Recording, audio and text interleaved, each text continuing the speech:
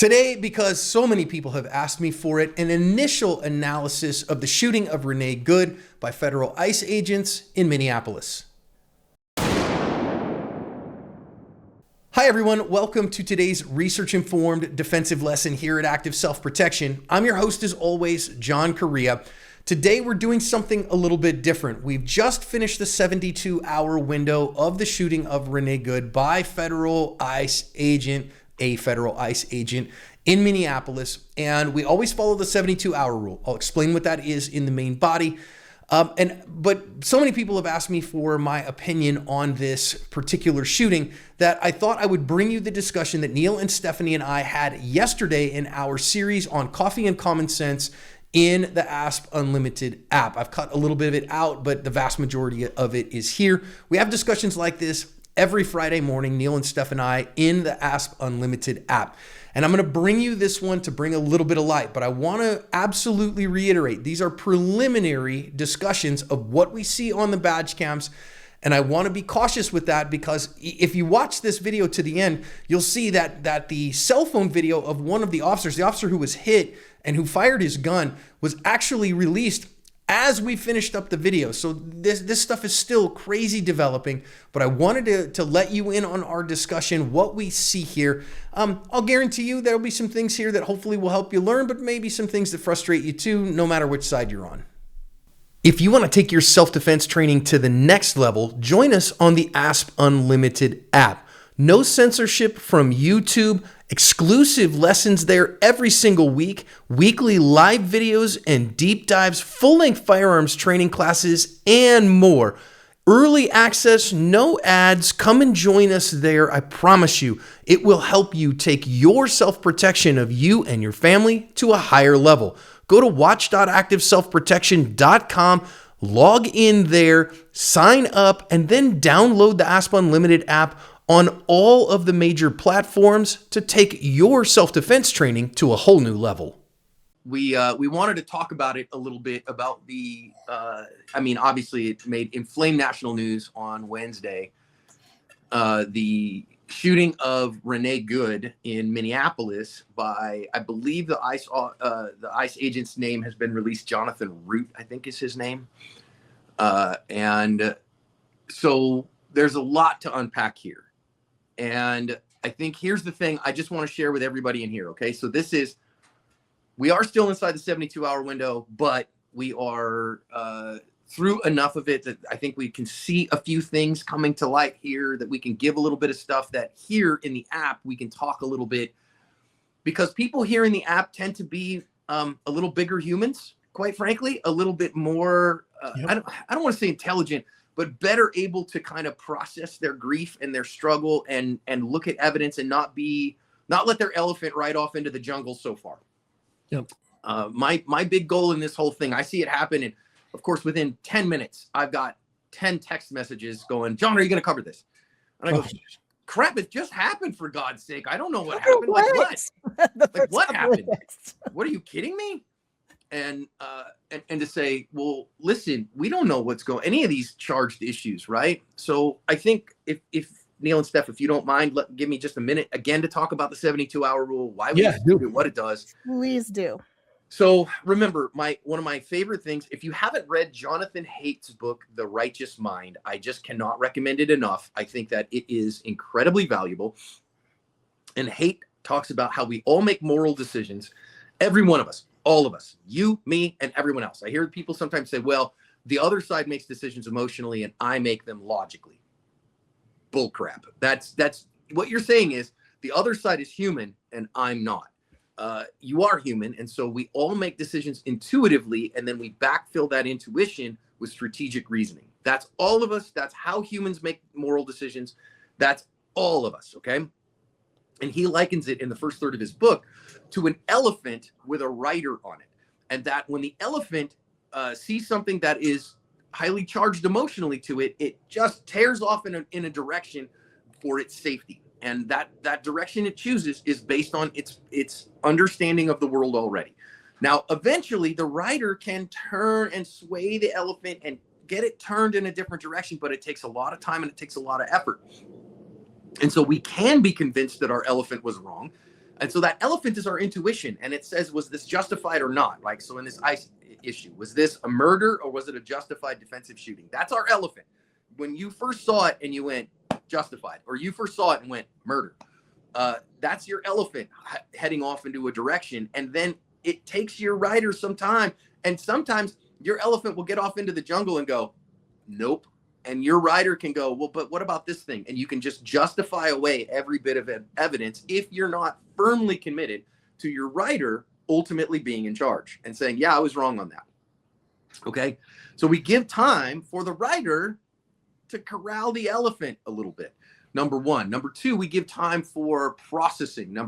So that we have time to see things. Just like after a defensive shooting, we say, hey, don't make a statement. Talk to your lawyer first. Take a couple of sleep cycles so that you can actually understand what happened. Your brain can put it together. That takes time. Okay. And then number three, there's huge amounts of misinformation. There's huge amounts of misinformation out there. I'll give you, for instance, I saw an elected official say that the woman who was killed, Renee Good, was an outside agitator from Colorado. We know that's not true anymore. We know that she's a resident of Minneapolis and has been since 2024. So recent transplant, but lived there in town. And so with that in mind, so that's just a little bit of a misinformation, right? So we say, wait a minute, that's not true. Let's make sure that we see what is true. This morning, the New York Post said that she was known to be a part of an anti-ICE like warrior group that's like, let's get in the way and let's try to thwart ICE at every opportunity. Okay, so that's new information that just came out this morning. So that's the other thing, is that information comes out over time. I immediately saw one angle of a cell phone video of the shooting. And then a couple of hours later, I saw two other angles. I have seen now. So then this last night, I saw a surveillance video from across the street, like somebody's surveillance camera, which shows a different angle of it. So that took a while to come out. I have seen a still of what looks to me to be a drone of overhead, or kind of at an angle, but up high. And I don't know if that was AI created or if there is an actual drone, like maybe the federales had a drone up. Or maybe the other side, maybe the protesters had a drone up. I don't know. I've seen one still of that. I haven't seen a video of it. So all that stuff takes time to come out.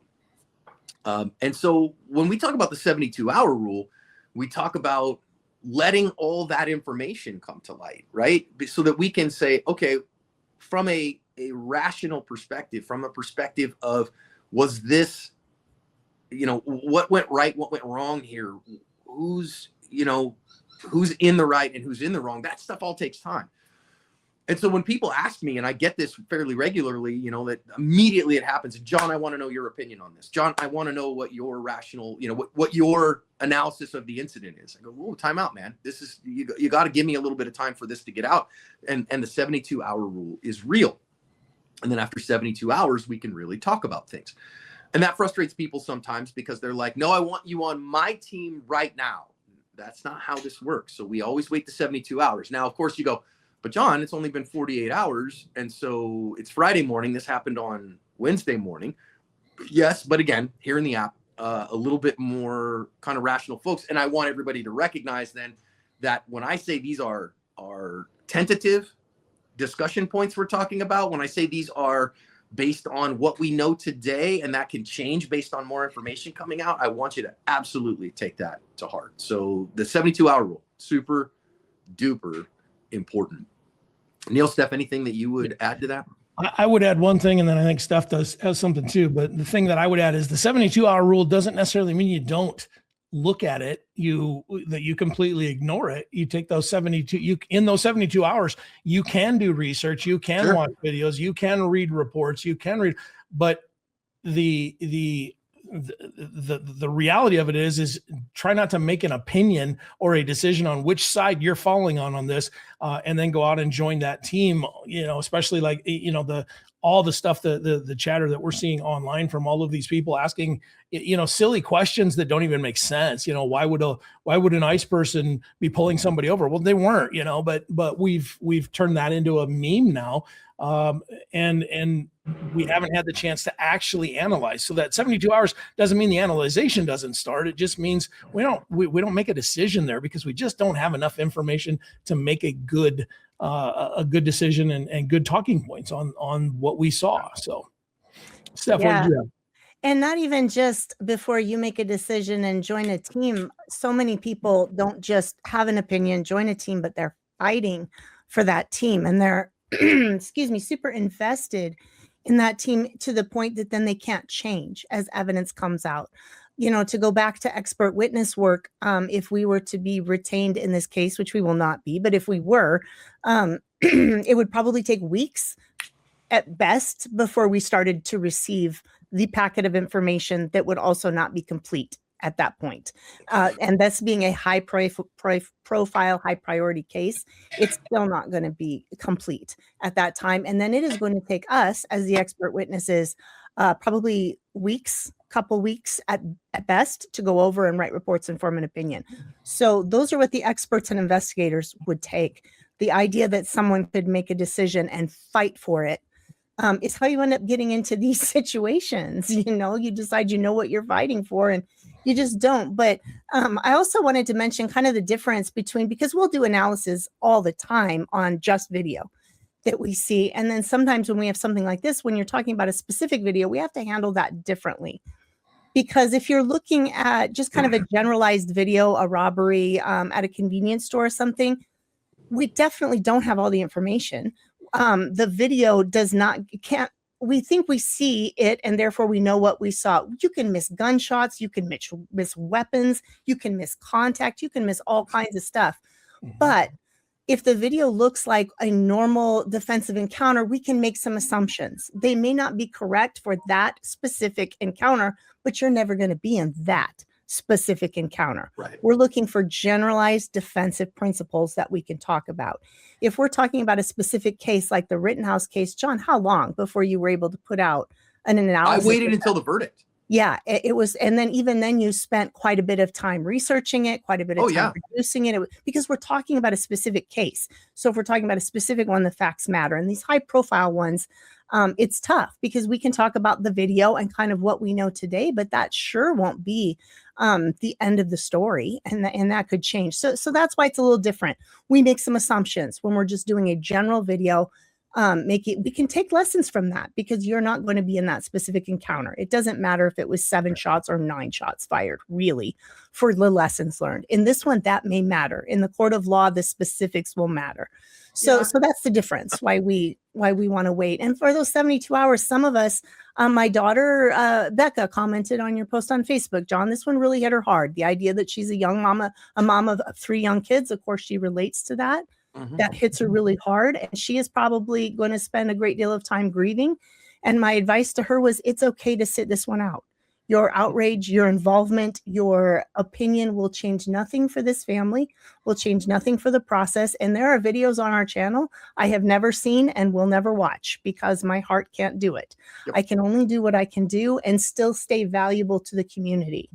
So I would advise some of you that sometimes you can just look at that. And even though it's a horrific outrage, you can just sit with that grief and be sad, because I think this is really sad, right, wrong, or indifferent. This woman who was clearly passionate about what she believed in, was willing to fight for what she believed in. I'm not sure she was willing to die for what she believed in, but unfortunately put herself in a position to do that. And to me, that's a stand-up person. Now, obviously, if we found out she was trying to kill an officer, and I doubt we'll find that out, that's different. But it's possible she was just a good and decent person trying to change her world and lost her life doing it. And that's really sad. And it's okay to just be sad about it and go, this sucked all the way around. We can be sad she is dead, and we can still find out the officer was correct in his actions, and it can still just be horrible for everyone. No one has to be right and, you know, the army of righteousness with sun shining down on them. We can all have, it's weird, but there's an awful lot of times I can argue absolutely both sides of a self-defensive encounter, and both sides are correct. The defender shouldn't have been shot, and also the offender was fine in shooting and correct in shooting because of perspectives. So, Steph, how many times have we been hired on a case that the very first thing that we do is after we look through all of the discovery is we go back to the, when we look it over and I go, well, if I was the prosecutor, this is exactly how I'd prosecute this case. Mhm. And this is how I'd see this evidence. Here's where that's my job somewhat as the expert, is to go, your weakest points are all this. Yep. And I would beat this point like a rented mule. I would ride this. I'd put this squarely in front of the jury, and I'd put that bear in a top hat and and some dancing girls, and I would just leave that in front of the jury all day long. And oh yeah, I guess that doesn't look real good. So then it's their job, right? So understand that's coming. I need you to understand you're going to have to do damage control on that. Yep. And there's all that stuff. So understand the other side of things and why that would be that way. So I will give you, if y'all don't mind, I will tell you what I think right now as it stands 48 hours afterwards, and nobody's going to be happy with my analysis. Okay? Unless you're not emotionally invested, if you can realize that you're not on a team and on a side and listen, then you shouldn't be happy or sad about how John feels about it. So I initially watched this again. We're in an adult room, so muff me if bad words offend, because my first inclination, first time somebody sent me a video and I watched the shooting happen and I went, oh shit. Oh, damn it. This is terrible. This is terrible. Now, me saying this is terrible doesn't mean this was unjustified or justified. I just watched a federal agent shoot somebody and take their life on the streets of America because of ideological differences, and that breaks my heart. I just hate it. I hate it because I feel like this is not Asp here. Okay, so I'll just be John for a minute. If I can just, I realize that John equals Asp to everybody, but if I can just be John for a minute, I think that our outrage is being weaponized by both sides politically. And that both sides pick this up and go, again, the thing that frustrated me the most is watching Kristi Noem talk about domestic terrorists and, and all these things. And I know you South Dakotans, you love you some Kristi Noem, but she drives me bonkers sometimes. And do we? Yeah, right. And our other elected officials drive me nuts too. The mayor of frickin' Minneapolis drove me just as nuts on the other side when he came out and said, well, they said this is self-defense, and I'm telling you that's bullshit. And that's not John using bad words. That's me quoting his bad words. And I think that's ridiculously inappropriate for a mayor to say, and inflammatory and terrible. So I think they're both sides are weaponizing anger and trying to rip us apart for political power. And that angers me. So that was my initial reaction. Oh shit. Then, as stuff starts coming in and you start looking at things, if I was a betting man today, now 48 hours, we could go a lot further. Okay.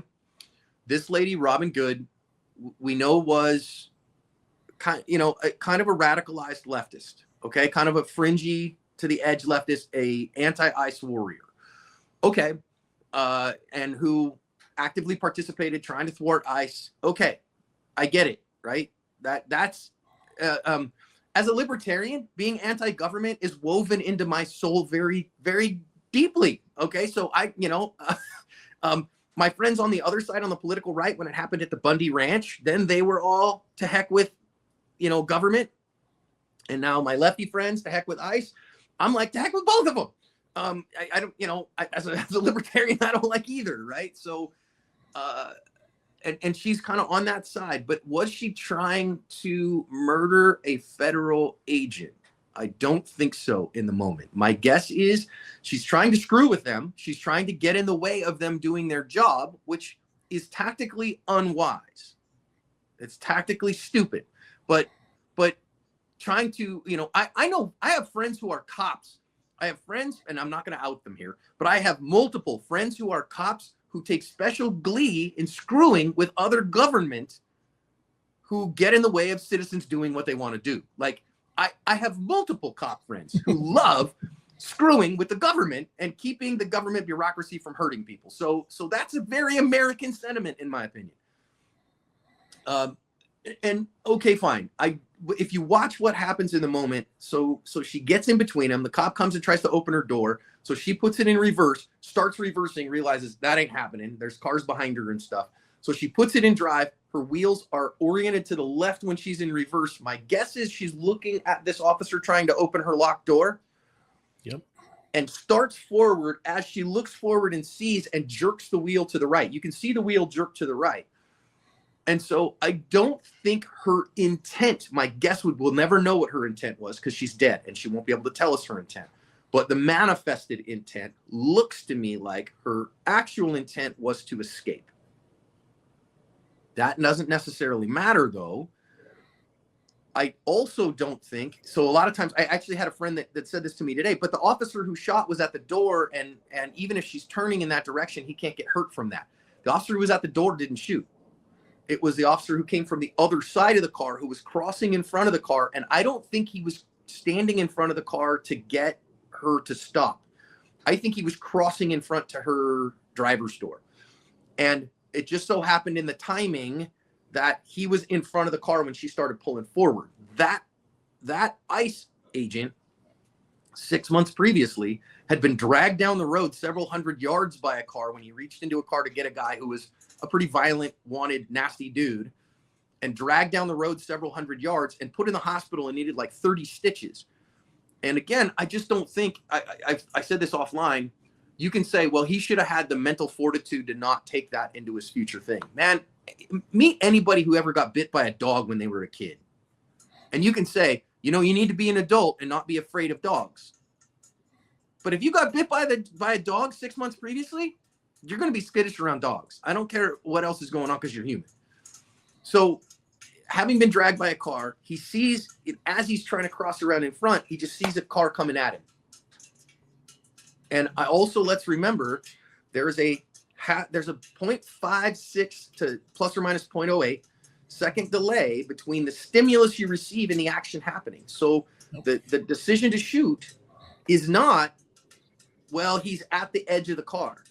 No, you got to back the frames up half second, because the stimulus he receives that says shoot takes a half second for his brain to receive it, process it, decide an action, program that action, and send it to his trigger finger. That's just all human beings. 0.56 plus or minus 0.08 according to Lewinsky et al. Okay, that's science. So where was he and what was that? If you back up a half second, that those tires half second before were pointed towards him. And then in that half second, turn the other way. So I don't know what the officer fired for. We don't know yet, because my guess is he hasn't made a statement yet. He might make a statement today. If after a shooting, is an officer involved shooting? Stop the world. Your union rep shows up. Your representation shows up. They throw a blanket over you. They put you away for at least 48 hours. I know Steph and I, the advanced force science specialist class, chiefs of police are kind of up in the air how long, but at least 48, if not 72 hours before a statement is made. So we don't know what statement, I almost guarantee you he hasn't made a statement yet. That statement hasn't been made public, won't be made public, because they got a whole investigation to do. And they don't do that to protect the officer. I mean, I'm sure there's a piece of that they're trying to protect their officer, but actually the science is you will get the best information, the truest information. Yeah. So I think when I first heard that, I looked at that as, kind of government and departments trying to protect itself and liability. And that is part of it. You don't want to say stupid stuff in the heat of the moment. We could learn from that. We would probably want to set our own liability meter as well as the government's is, and learn that we don't want to make a stupid statement while we're highly adrenalized. But John was talking about the science is your memories are consolidated more accurately 3 days later or after a couple of sleep cycles. And that can take up to 3 days. After a shooting, likely you're not going to be able to sleep that night after the adrenaline dump. So you need a couple of sleep cycles to actually have good, a more quality memory. That isn't common sense to me. That doesn't make sense to me. We would think we would have a more accurate memory closer to the event. But that's not true. So if you weren't aware of it, that's why they do not let them make a statement for the first couple of days. Not to anyone. It's not we make a secret private statement and we talk about it. They get sent home and they don't talk to anyone. And that can also... And they get told, don't talk to anybody about it. Let your brain just process. spouses, friends, family. I mean, they can't really stop you from talking to your spouse, but that's actually fairly smart to really not talk to anybody and just heal and process, grieve. Well, and I think that's why we tell people, if you're in a self-defense shooting of your own, shut up. As a private citizen, shut up. Give yourself some time to think about that. You don't have to be rude about it. You can tell the officers, hey, I just need the time to, I'll give you a statement, but I'm going to get some counsel first, and I need to get a couple of sleep cycles, just like you would if you shot me. And we see it in classes a lot this last year when we were doing the Skills Summit. Some of you that are in the comments got to experience this, where right after you went through some sort of simple little shooting scenario, we started asking you some questions, and your brain made things up that were not real, that as soon as you realized it, you're like, oh man, that's real. Oh yeah. Okay. Now I recall. But from a law enforcement perspective, now your story has changed, and now your credibility is chipped away at. So that's why we say the same thing with private citizens, is just give it some time. Yeah. And it's hard to be quiet when you feel like you've done everything right. So with all that in mind, do I think that it's likely that the ICE agent was a jackbooted thug who was looking to put himself in a position where he could claim he was at risk and just to murder a citizen? No. My guess is, at this moment, with what I know, it looks to me like he was trying to cross in front of the car. Timing sucked. She drove the car in his direction. He took that as a threat to his life and shot her, thinking that his life was at risk. So with that, in my opinion, I don't think there are demons here. I think there's tactically bad decisions. Was it smart to cross in front of the car? No. Do we need to train our officers to be incredibly cautious crossing in front of vehicles? Yes. Is that something that we should forbid by policy? I actually don't think so. I think we should caution by policy. I think we should say, you want to stay in zones of safety, and the zones of safety in a vehicle are behind the B pillar. And I want you to get behind B pillars and stay behind B pillars and not put yourself in the danger spots of the vehicle unless circumstances require it. Unless you don't have a better option. Yeah. That to me makes more sense than just prohibiting it. So was it smart? Well, I think he was just trying to get around the car, is my guess. And so where he can, get that woman, you need to get the hell out of here, and he's all pissed off that if she's following them, if that's true, if that ends up being true, then coming up front and going, ma'am, you're about to put yourself in federal jail today, and I don't want that for you, so I need you to kindly fuck off. And instead it ends up in a shooting. And then, you ask the question, do you think that agent wanted to make the national news on Wednesday? No. Because his career, I don't care what else happens, his career is over. And you might say, well, but wait a minute, the Trump administration will promote it. Okay, half of America now knows his name and hates him. Yeah. And everywhere he goes, some people will buy him a beer and some people will want to punch him in the mouth. And everywhere he goes, might want to do both. Yeah, some people want to do both. And so I honestly don't think there are demons here. And I think that if you can look at it that way, that yes, this woman was probably very far left on the very edge of, I don't like ICE. And political dissent, though, is as American as it gets. And I want to honor that, even if I don't agree with it. Right? Even if I don't agree with, getting futzing with government bureaucracy. As a guy who this week, if you follow me on Facebook, you saw yesterday I posted about my anger, my frustration at government bureaucracy over something as stupid as getting one of my flying club members an access key to get on the freaking airport because they can't have any common sense about it. And it's the stupidest thing in history. You can go read it on my Facebook if you want. And so I'm Ron Swanson this way, okay? I hate the government in every way possible, basically. And so that's okay, and it's not an anti-American sentiment by its definition. But doing things that are illegal and interfering with them in the official performance of their duties, that can be a crime. And so can federal agents, I've seen a bunch of this too, Neil and Steph both, but but wait a minute, do they have the right to stop her and pull her out of the car? They weren't trying to enforce local laws. This woman got in between their convoy, and now she is interfering with the official performance of their duties. That's a federal issue. And so now they're federal agents addressing somebody in the official performance of their duties who is hindering the official performance of their duties. We're not talking about a federal agent pulling somebody over for speeding or pulling somebody over for a traffic violation or something like that. If that was the case, we might have some discussion if they weren't dual sworn. Were these agents dual sworn in Minneapolis? I kind of doubt it. That they don't get along real good. But I don't think it's an issue. I think because she was interfering with what they were doing, I think then now they have probable cause that a federal law was being violated in the, interfering in the official performance of their duties. And so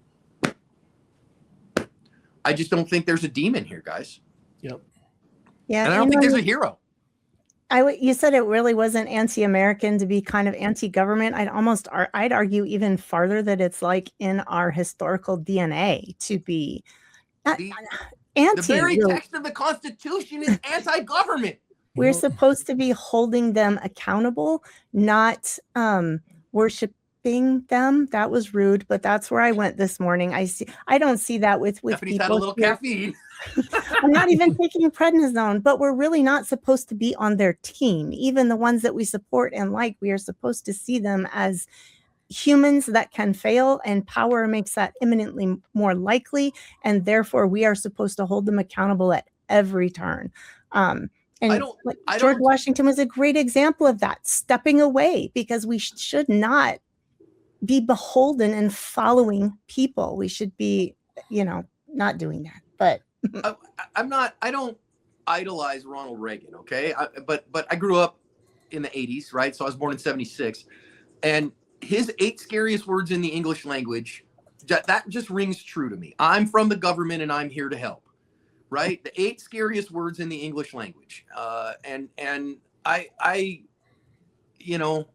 So I understand that. And I get it when you go, but wait a minute. My friends who are like, we need to be tough on people who are not here legally, who are criminals. I don't disagree with that sentiment necessarily, but the way that we do that matters and those things. So I just want to say, from the perspective of this incident, I don't find being pissed off at the government something that I can hate, or something that I can say, this is not an American thing. And this is, if you do that, if you get in the way of a government agent doing its thing, then you're evil. Well, again, when the shoe was on the other foot and they were all outside of Bundy Ranch, my friends on that side of the political spectrum were not singing that tune. I sing that tune all the time. I try to sing that tune everywhere I go. And not that I love cops too. I also think cops do a difficult job. I know so many great cops, and they try to just put bad people in prison and leave good people alone. And they give good people passes on all kinds of stuff. And I'm grateful. I just yesterday had a good friend who needed cops at their house to help them with a loved one who was violent and needed some inpatient mental health. And those cops showed up and did their very best. And I'm very grateful to them for that. And so, difficult job. And I can love cops and hate the government. Is that inconsistent stuff? No, I don't think it is. I think it makes you a bootlicking cop hater. A bootlicking cop hater. That's me. I'm a bootlicking cop hater. It's what we're called with some regularity, sometimes on the same comments, because you can't pause. People really struggle with the idea that you might disagree with someone who you might be politically lined up with. I haven't been affiliated with a political party since, I won't say exactly what night I left, because that 2016 for me. It was around then. It was after a specific happening in the Republican Party that I left that week. Went and removed my thing, so I'm not really part of it. But for a long time, I guess I felt like I held my side or my former side to a much higher standard. I expected a much higher standard. But the further I got away from that, I realized people are just people, and the sides are so close to this, to the same. Like they swing around so far on the extreme edges that they're actually the same. Yep. So yeah, it ends up being kind of messy. But I also wanted to just thank Drake for asking the question about dual sworn. Please give us opportunity if we ever say something that you're not sure, or even if you think you are sure, that you understand it through context. Doesn't bother us at all to rephrase or explain a statement, because sometimes we forget. So yeah, to be dual sworn means that you have a commission from more than one law enforcement agency. So normally you'll have a full-time job that is your, sworn commission. So when we say sworn, if you are a law enforcement officer, you have taken a commission. You're commissioned as an officer, right?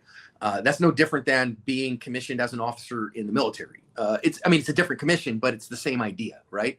And so there are 18,000 law enforcement agencies in America, 18,000 of them, and they don't communicate very well, and they have turf wars and all this stuff. There are multiple levels. There are local law enforcement, there is county law enforcement, there is state level law enforcement, and there's federal law enforcement, and they don't talk very well a lot of times, and they don't overlap in jurisdictions a lot of times. So you can have, in a lot of states these days, I think I can say most states, if you have a local or county commission as a law enforcement officer, that commission is good to enforce the laws of the entire state, anywhere in the state. So in Arizona, you get certified by the Arizona Police Officer Standards and Training Board as a Arizona law enforcement officer, and that commission is good. If you work in the city of Phoenix and you are up in Prescott, you can arrest somebody in Prescott or write them a ticket in Prescott because you're in the state. But if you're a federal cop, that doesn't necessarily mean, or if you're a cop in Maryland and you're here in Arizona, your commission doesn't work in Arizona. They're not commissioned to enforce the laws of Arizona if they're a Maryland cop or if they're a federal cop, only if they're an Arizona commissioned officer. And sometimes, like I know our favorite former Fed Mike, when he was working the gang task force in East County, San Diego, tough town, tough gangs, dealing with Zetas and Sinaloas, tough. He was a federal agent, DHS, I believe DHS at the time. I don't think it was ICE yet. So just bear with me on that. It's gone through several iterations, INS, ICE, DHS, all those things. But he was dual sworn. So he also had a commission with the San Diego County Sheriff's Office. So the San Diego County Sheriff's Office swore him in as a San Diego County Deputy Sheriff. So he had dual commission so that when they were off doing their gang task force stuff, he could pull somebody over for a traffic violation and toss them for gang stuff. And so that's what a dual sworn means. Usually if you got one federal commission, that's all you need on the feds. You don't need to be an ICE agent and, I don't know, say a federal air marshal or something. You'll never see that. That just won't happen. But usually that's federales getting sworn into a local agency so that they can do interagency stuff and task force and stuff like that. Neil, I think it would be helpful. There's a few people in the comments that actually haven't seen the video, so it might be helpful to play that. But also, Alan was asking a question about the difference between dual sworn and LEOSA, which could be a pretty quick explanation if you want to take that. The only thing I know about LEOSA is you can carry your gun anywhere. and so it doesn't have much to do with being dual sworn. Cops can carry their guns all over the place. LEOSA is basically a national CCW for cops. Forever. That's all that is. LEOSA, the Law Enforcement Officer Safety Act, says at its core that an officer who arrests people interacts with bad people a lot. Those bad people are all over the country. And so an officer who is on vacation outside of their jurisdiction might very well have problems and could, before LEOSA existed, could get hemmed up for carrying a gun in a place where he doesn't have a commission or she doesn't have a commission. And so that nixes that. That's all that is. It doesn't give them jurisdiction. It just lets them carry a gun. Yeah. For their own protection. Okay, here's the video. All right. Let me hit the play button here. I don't know what news station this is off of, but.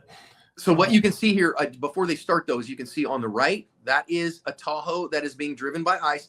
On the left, you can see the front, Tahoe being driven by ICE. The two dudes who have gotten out of the left car because she's pulled in between them as they're convoying somewhere. Yep. All right. Here we go. No! No! as cops, we're okay. So there was the first one you saw. So what I want to see from here, the officer, Neil, if you could highlight the one in the one to the left even further. So the one, so that's yeah, this officer is the one who was at the door. The one to his right is the one who shot. Yep. And if you back it up a little bit, you can see he was crossing in front. So he comes from the right Tahoe. He's the driver of the right side Tahoe. Yeah, you can see his leg. So he's right in front of the headlight right now. Yeah. And so the first shot went through the windshield. The others went, I think, as she went by. Yep. But you know, and both things can be right here. She could have the absolute intention of just escaping and evading here and not trying to run down an officer at all. That's making some assumptions. We've not heard her statement. We don't know what it is. And well she won't make a statement because exactly. And the officer could also be completely justified in shooting her because his perspective is quite different, and he was in harm's way. He can't. The way we can't know her intentions now because she's dead, he couldn't know her intentions previously because he's not a mind reader. So both things can be correct. She can be not trying to run him over. His life could have not been in danger. And also this could be a justified self-defense shooting for a private citizen or a justified officer shooting. And that is tough for some people to understand, that everyone can be correct and justified. Now, that's taking it a bit far because she's not actually legally correct and justified in running from this scene. But I guess I'm just trying to explain that she could not be trying to run him over, and he is still could be completely appropriate to perceive that she is trying to.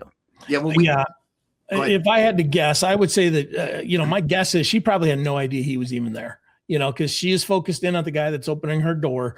And she's, at that moment, I think probably, and of course I'm assuming is just like everybody else is, because we can never know, but the fight or flight kicked in and it was flight. So she tried to back up, decided she couldn't. And at that moment, while she's focused on what's behind her and what's right next to her, the other cop, I don't think he was posting up in front of her car to stop. I think he was just coming around to talk to her.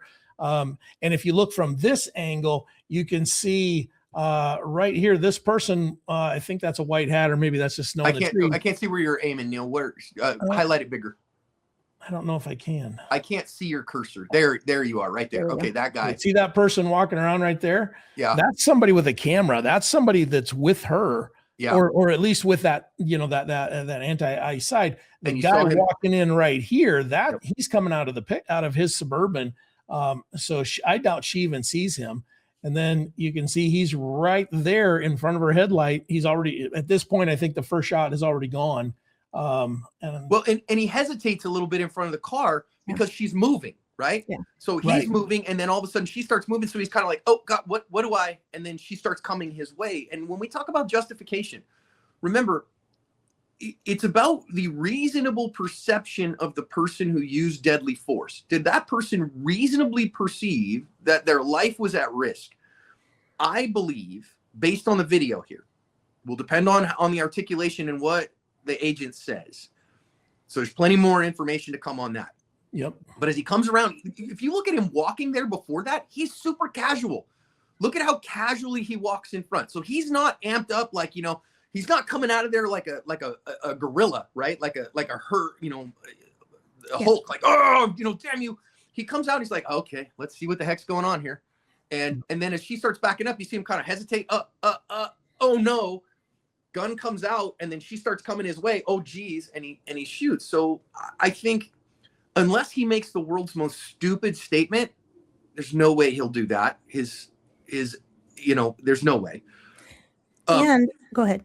Then I think that his reasonable perception, the objective evidence, would that a reasonable person, would they perceive their life at risk there half second before the first shot breaks? Yes. So he goes bang, bang, bang, bang. So I think he fired 3. Bang, bang, bang. So the first one goes through the windshield. The second 2 through the door, or through the window. And again, those all come at one time. It takes time to stop shooting, just like it takes time to start shooting. So, and actually programming the stop signal to shoot, that takes longer than programming the signal to start shooting. And so, ripping off a couple extra rounds makes tons of sense to me. He's shooting at about a quarter-second splits, which means he's shooting about as fast as his trigger finger can go. And so if I was a betting man, I would bet that this is justified conduct. It sucks, but it's justified. Now, does that mean he won't be charged? There's no chance he's going to be charged federally. Zero chance he'll be charged federally because of the politics.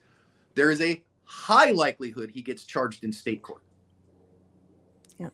I think that if his defense attorney is worth anything, they bring in the right experts. They let him testify what he had seen, what his mindset was beforehand, the 6 months previously. And unless the jury is already decided in advance, I don't think that you're going to get a conviction in state court here. Yeah, it's going to be tough. But I think that the prosecutor probably has to prosecute it or resign. Yeah. And we've also made some assumptions here that she was not trying to run him over. That could be completely inaccurate as well. There's plenty of true believers out here that would find it to be a good, moral, and justifiable thing to do to basically murder someone trying to deport people. There are people that would see it that way in their mind, and she could have been one of them. We may know more by evidence as it comes out and they examine her life. I don't feel that in my soul, but that certainly could be possible when you start making assumptions based on your soul or what you want to be true. That gets really tough. And I think some of the things that might be interesting, we made the comment earlier, I think, John, you did, that she might not even have seen the officer in front of her. And that's hard for us to understand until you understand how vision works. You can only see, and especially in a defensive encounter, we call it tunnel vision like it's a bad thing. It's actually your mind hyper-focusing on what's important and really mobilizing to help you defend yourself in the best way. But so it makes this phenomenon even more profound, but you only see clearly a few degrees in front of you, maybe some movement. If she thought that her threat was at her door trying to drag her out, she may absolutely have not seen the officer in front of her at all. Well, just thinking about it, if I'm sitting here, right, and this is my front, and I'm looking here, if you do that, like, okay, you're looking at your screen right now. If you just look to this side, can you see anything here? Yeah, I sure can't. Yep. And so, and again, then by the time I go, oh no, I'm backing up. Oh, wait a minute. I remember there's a snowbank back there because I just pulled out of like what looks to be residential parking. Mm-hmm. And so then I go, oh, that's not going anywhere. And then I look forward as I'm going into drive and hitting it because I've already decided to do that. And then I go, oh shit. Mm-hmm. Yep. I just, there's no, I would bet, I'd bet a paycheck she didn't see him. And in the end, for the officer, it doesn't really, his life was not in more or less danger because she did or didn't see him, intended it or not. She could have not seen him and still not intended to hit him and or been trying to evade him. And that still doesn't change things from his perspective. You can be shot. We say this all the time on the channel. You can be shot by a negligent discharge by someone waving a gun in your face. You're still just as dead, whether or not they meant to shoot you. Right. So her intentions, while they matter from a self-defense perspective, they don't necessarily matter from his self-defense perspective, what her intentions were. It's what was manifested to him. And so I think it's reasonable whether or not she intended to hit him. He was in danger, unfortunately. And if you start to see yourself as a warrior in some of these causes, I think what we sometimes forget, and there's the whole stereotype that we as white women we tend to forget that bad things can happen to us because we're trying to befriend all the woodland creatures and we're trying to. White women ain't scared of nothing. And we forget, and maybe this is probably really not great for me to say, but I have not talked to a brown person in my life that would not have considered the danger of putting themselves in this situation because life can be very different for them with interactions. They realize many people, I did not realize that I was treated differently often when I'm pulled over than some of my brown friends are. And they are very aware that they are potentially in danger every time they're pulled over. I suspect this woman, she's got children in a charter school and probably is doing okay and has never considered that she could be considered a threat from law enforcement, did not consider that this was putting her life in danger, that stopping and yelling at them. Unfortunately, when you involve yourselves in a law enforcement investigation, a operation, whatever, this was at, it doesn't matter. They don't need to determine what you meant or what you intended or how good or wonderful you were. You put their lives in danger. You put lots of stuff in danger. And unfortunately, these can be the consequences. And if you are going to fight for your cause, you have to consider that you might be martyred for your cause. And well, it's really not different in some sense from an objective sense that, okay, so an armed robber pulls a gun and points it at you. Well, he just wanted the stuff. He didn't want to murder you. That's irrelevant. He threatened me with death, right? And somebody driving a car at you threatens you with death, whether they meant it or not. And so I agree. Who was the commenter that just came up that said, I don't like it. I don't like it either. Yeah, Drake did.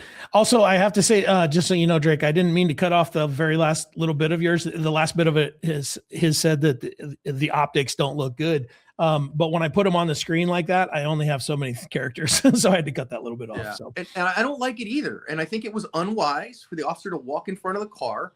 But I also think we can't just expect cops to never walk in front of cars. That's just inappropriate. As part of their job, they're going to encounter vehicles all the time, and that's going to mean crossing between the sides of the vehicle. And unless you expect them to like you know, I don't know, like you know, Super Saiyan jump over the car or something to the other side, they're going to have to go around the car. And you go, well, you should go in the back. She was backing up. So the car is, you know, so I think we can say to officers, hey guys, super dangerous. Anything in front of the A pillar and behind the B pillar is dangerous, right? Or behind the C pillar, I guess, is dangerous. And you want to watch that. You want to stay in that zone of safety. But there's going to be times where you're going to have to cross in front of or behind a vehicle. You have to. Yeah, I think you have to. And I think the other thing to think about is that, you know, typically I would imagine like any law enforcement agency, you know, they've got roll calls and they've got stuff that they do to bring everybody up to speed. You think that every ICE agent out there isn't told about all the people that have been getting hit by cars, all the agents that have there've been hundreds of them across the nation. Yeah. So I'm sure they're a little amped up there that, man, when you see a car moving towards you, you know, try to get out of the way. Now, you know, for you know, those of you that live down in the warm South where the roads aren't icy, you also saw that one of the agents just slipped and fell. So that was a slippery street to begin with. So to just expect him to jump out of the way, I don't know how realistic that is. I would have liked to see him try.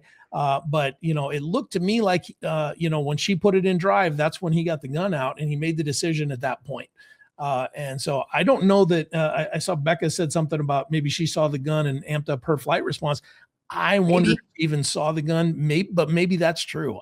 We won't know. And that could, I mean, it's potential that she saw, wait a minute, this guy just pulled a gun. I got to get out of here. So she starts forward because that's your first thought, go. And then I got to turn the wheel. But again, you know, so it still puts her in breach of the law. You don't get to run from law enforcement because you're scared of them, because every criminal out there also thinks they're right. Yeah. And they've justified, and just like she is breaking the law, and she has justified it. And certainly there are times in history when breaking the law was actually the moral correct, when going against the government and causing these types of things was actually the moral, decent, correct, good thing to do. The problem is we all kind of have a different perspective of when that might be. We can all, with hindsight, look back and go, well, why didn't the people stand up to the Nazis? Well, you know, okay, so we can all agree now that maybe it would be great if more people did. The problem is some people, like maybe this is how she sees it. You know, she saw it as, I am standing up against this government that is ruining people's lives, that is doing whatever. And so we got to be careful. But she was still in breach of the law. You don't get a run from law enforcement because you're scared because they have a gun.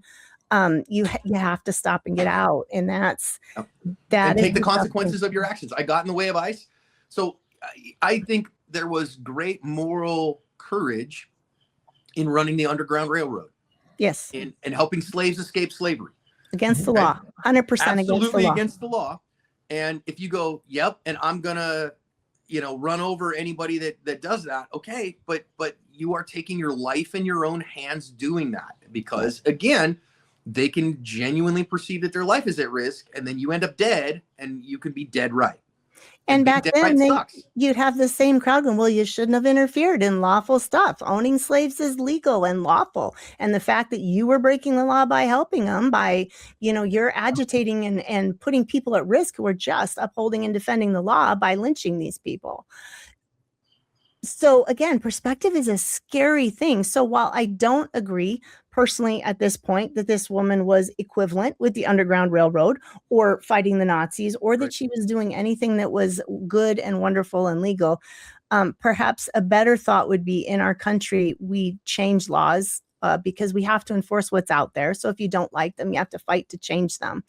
And let's all remember, the government gets to enforce every law that we want at the end of the gun. And we as a society decided we wanted these laws. And so they enforced them in Minneapolis at the end of a gun.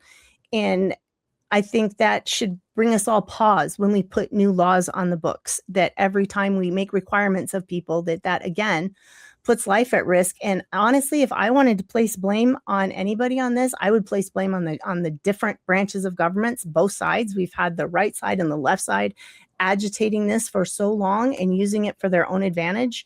When you have people telling their citizens, put your lives on the line for this, these are literal Nazis, that's when you get fringe people radicalized. I blame the media. We had a discussion about whether or not this was a good news source in the media. I would agree there's a ton of bad ones out there. And even the one I was referencing talked about how this woman swerved her car towards the officer, which I think all of us can look and go, no, that's not what happened at all. I can't believe that's in a news article. But when they put stuff like that up there and people just read it and don't think critically, it starts these types of things and puts good people at risk. Because I again, my gut, my soul feeling is this is a good person that felt strongly about protecting other good people, made some bad decisions, broke the law doing so. But there were an awful lot of protesters in the 60s and 70s that were breaking the law as well. And maybe that's a better model, because they often proudly went to jail when they were arrested for occupying space. And that really resonated with me, John. If I felt strongly enough that I needed to go out and protest, break the law, do something because I saw there was a more wrong, I would have to be willing to stand up and face the consequence. How else are you going to get the change? I would have to stand up and say, listen, as a good, wonderful, moral, decent person, yeah, I stopped in the middle of the street and yelled at him. Yeah, I got arrested. I think it's wrong. But and I don't think any of that is wrong. I do think, let's be clear. I think in the interest of fairness, okay, I think we should say the Trump administration has deported fewer people than previous administrations. Again, it's all insane. Significantly less. And so I want to go back to the thing, where there's I think there's more than two sides to this. I think they're significant, but there's two main sides, just like there's two parties in the government, right? But the one side calling the other side literal Nazis is just, that's just inflammatory, because the Nazis killed 6 million Jews? Yeah. Wasn't it something like that? Put them in. As far as I know, we haven't killed anywhere near that. And I think the other side calling, so now we're calling them that, and I think that certain people potentially from the other side are like, man, if I get mixed up with these guys, I'm going to get killed just like the Nazis killed the Jews. And that's not the case. We're not seeing that now. We're seeing some lack of due process. I think we're seeing some challenges. I don't know that we're doing it right. But there are less people being deported at this point than there were in multiple administrations going backwards. So, and I can't believe that that side, that the Trump side, that Kristi Noem isn't out there talking a little more level-headed, talking about, hey, you know what? Here's the laws that we were hired to enforce, and if you look at the numbers, here's the number. We're going after criminals. We're going after this. We're going after gang members. And unfortunately, we run into a family that's here illegally. We're still bound by the same law. And so we can do that respectfully. But if we're doing it at a much slower clip than we were under previous administrations, why is it such a fireball for the other side to say that you're to throw words out like Nazi? I just, that one really, I've always struggled with that one. And I feel like that's been the go-to for the liberal side for several. I mean, going back to what George Bush, when they were calling him a Nazi, you've got literal Nazis you've got literal Nazis from one side and domestic terrorists from the other. It's the exact same side of the coin. When you have the right side going, well, and we may be literal Nazis, but they are terrorists. So you should fight the terrorists and kill the terrorists. As a guy who was on active duty on 9/11, right? You start calling somebody a terrorist, and that it has a visceral connection because of 9/11. And I get it. There's adults in this world today who don't remember 9/11 because they weren't alive. I do. I was on active duty. Yeah. Okay. I was at SEMA San Diego, 32nd Street Naval Station, when all of our ships left on 9/11 because we were worried about people bombing our boats. Mm-hmm. And I know it, so that, like, it makes me misty thinking about that. So when you call people terrorists, to me, that's a very loaded word. Just like calling somebody a Nazi, a very loaded word. Yep. Mm-hmm. And so I think as we have run out of time, we're already over our hour. Yeah. We're going to be good today too. my big concern here is for all of us, back away from that. Stop it. Don't do that. Let the facts come to light. Don't be radicalized by this. Don't be radicalized in rhetoric by this. And invite somebody to your dinner table who sees it from the other side. And if you can, just hear their point of view. And if you can discuss it, okay, I understand that that's important to you. And if you can understand, even if you disagree, then you humanize people. Mm-hmm. And that's our path to one nation under God. Yep. Renee Good was a real person. Her wife was a real person. Her 3 children were a real person. And so were the officers that were involved. So we're the one that has to live with shooting her, who now, even though he may feel very strongly he made the correct decision in the right moment, has to be plagued by the what ifs. What if I'd done this? What, like we all would be, I would hope, after you have to take a life. Was there a different way? Was there another way? Those kids don't have their mothers as the people that had to probably scoop her out of her car and clean that up, as the neighborhood that had to watch that. They're all real people, and likely even the most evil of people often have really good and decent sides to them, and we forget that. And I have no indication that any of these people were evil. Just everyone trying to do their best. And if we could see our fellow countrymen and women as real people that want good for each other and for this country, I think we start winning. Whatever war this is we're fighting, I'm not even sure anymore. I feel like the war has become against each other, and it shouldn't be. And the only way to win that is to start seeing each other as fellow Americans, good people, not idiots, morons, libtards. I don't even know what they call Republicans anymore. Maybe we need to revisit the war on drugs and get back to that. No, I don't want to congratulate the drugs for winning the war. For winning the war. They have like the congratulations, war's over banner on their aircraft carrier. Way to go, drugs. All right. Well, we are out of time, and God bless you all. And please, again, super duper tentative conclusions here. Okay. So not even conclusions, tentative thoughts at this point as we get more information going forward. Stephanie, thank you. I appreciate your insight as always. I think you are super thoughtful. Neil, same thing, as the resident cop hater. I love your input on this stuff. And Steph, to humanize people, I think, and to recognize where this comes from, I think is really important. So, as always, I'm super grateful. Before we close, I just literally got a text right now that says this is the badge cam. Oh, so they're releasing badge cams. Okay, so if they're releasing badge cams, that'll be stuff too. But we're out of time on it. Well, and for the people watching, which also John, I'm super grateful for your leadership, and I'm always grateful for you guys showing up and visiting with us here and laughing with us here and being thoughtful with us here. But it sounds like it's on the plan right now to have this as an analyzed badge cam or video this week on the app as an app exclusive. So if you guys want to watch for that, we'll have more information, and that will be the opportunity to talk about the badge cams and and whatever else. So that'll be. I think though what we might want to do then, if badge cams are starting to come to light, Neil, send that to me immediately if you would.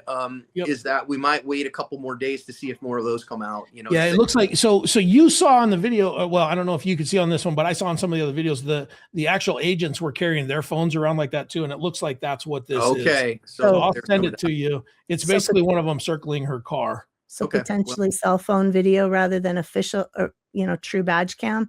But it could also be video from that one person that was circling the car that wasn't a cop too. So no, we'll know more. This is an agent. Okay. We'll know so more. Lots more though. So let's pay attention for that. Also, Will, don't go working on your point shooting. Nobody go work on your point shooting. If you're going to work on anything, work on aiming your guns. Oh, for heaven's sakes. All right, everybody. God bless you. Have a great day. Take a deep breath. Don't let your elephant ride off into the jungle, and use your rider to the best of your ability. And you guys in Minneapolis, there's several of you in the comments here. Just be safe up there. Be safe up there. Smart. That's scary stuff. Love your neighbor. Yep. It makes a difference. I really truly feel like right now. Like that's the hardest thing to do. We all want to do the easy thing, which is hate and be angry and feel like we're fighting for what's right. The actual harder thing is to love your neighbor like yourself. And I read that once and it's really hard to do. So I'm going to keep trying to do it. Yep. All right. Thanks, everybody. Bye-bye.